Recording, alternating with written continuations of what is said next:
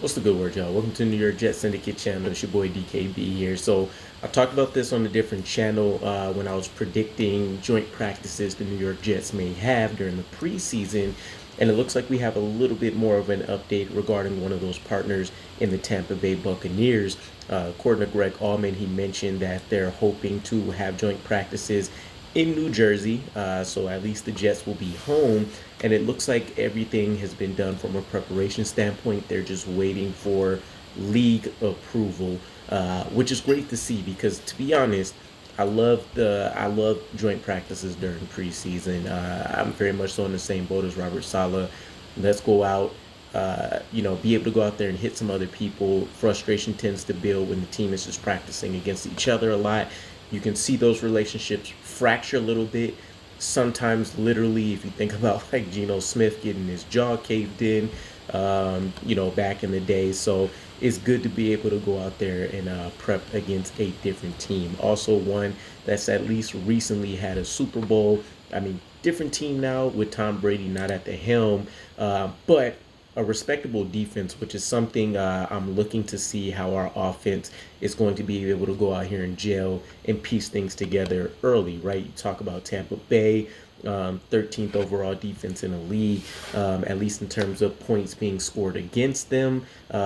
Pretty strong statistically, a top 10 unit in terms of being able to put up yards against them. And this is by both measures, not just, taking a look at the pure statistics, but when you take a look at the DVOA rankings, which I know a lot of people love, a little bit more solid as well, they were the 13th best team in the league defensively. So we're taking a look at a pretty strong unit here.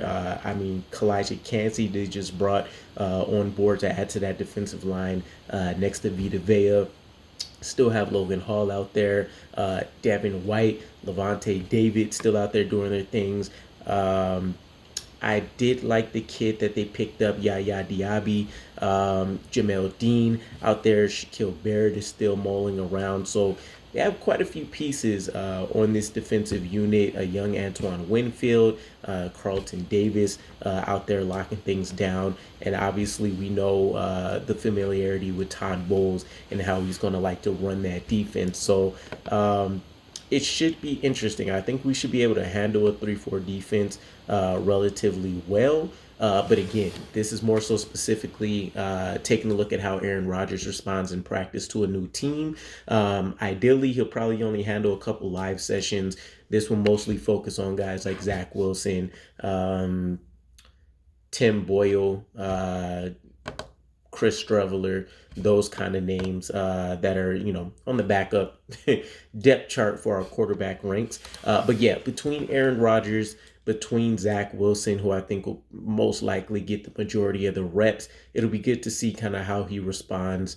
Can we start seeing tangible improvements already with Nathaniel Hackett being as good of a teaching coach as what I keep hearing consistently, not only from players but from other coaches around the league?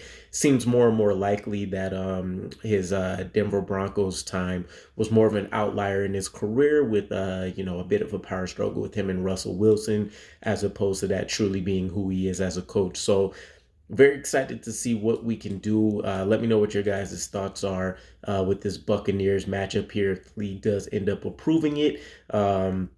But yeah, I think offensively, you have to be excited about what they're bringing. I know they've been saying they're high on Baker Mayfield lately. Mike Evans is still over there, which is a guy that we had a lot of trade debate about in terms of us trying to bring a top tier weapon over.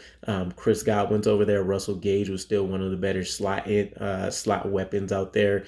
Not much at tight end for them anymore, but then you take a look at that line and the instant comparison will be Tristan Wirfs versus Mekhi Becton, Ryan Jensen versus our new center. Connor McGovern's still on board. We actually tried to replace him with Ryan Jensen a number of times. Cody Mock was a guy that I really liked. So some pretty solid players out there overall. Again, I'll be interested to know what your guys' thoughts are on if we can make this joint practice happen.